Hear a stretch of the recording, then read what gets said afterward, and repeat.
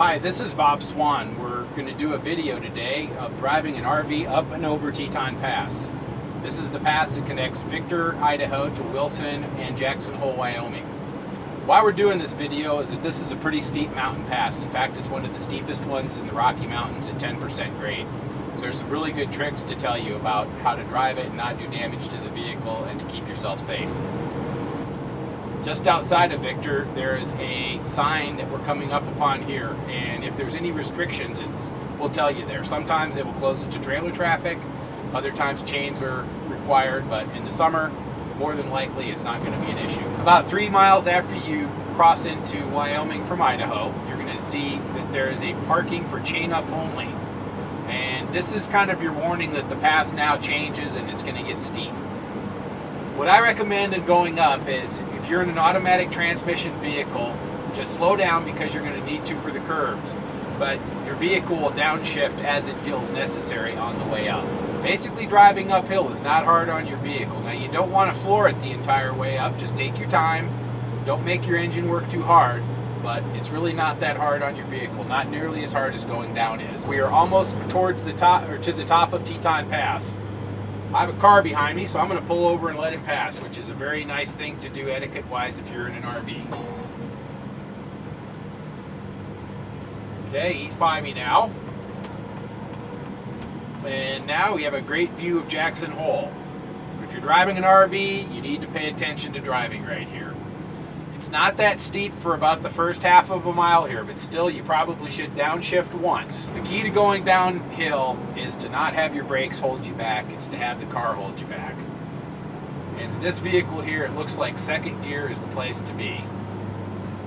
As far as speed on the way down, you probably want to look at that same 25 to 35 miles per hour.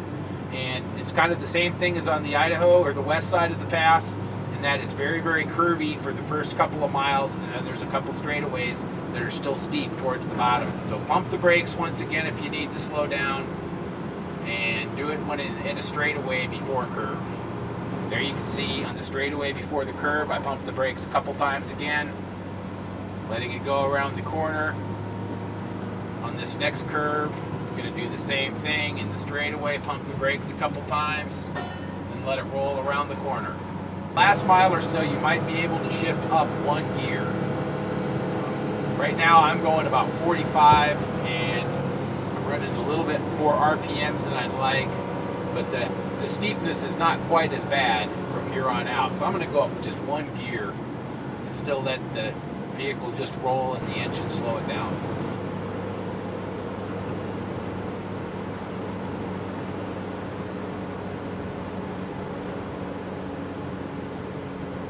Right before you get into Wilson, there's one little steep shot, and it's a 25 mile per hour speed limit as soon as you get into town. And there are police there sometimes, so make sure that you're not going too fast when you come into town, because you're kind of in the woods and all of a sudden you turn the corner and you're in Wilson. Okay, now we're leaving Wilson and we're going to drive Teton Pass from Wyoming into Idaho. The difference compared to coming from Idaho is that immediately when you start, it's a steeper uphill. And you're not going to have, when you come from Idaho, you've got 7 or 8 miles that are pretty gradual. It's pretty steep right off the bat as soon as you leave Wilson. It's a big long straightaway that gets pretty steep after you get past the Heidelberg and the old Teton Pass Road.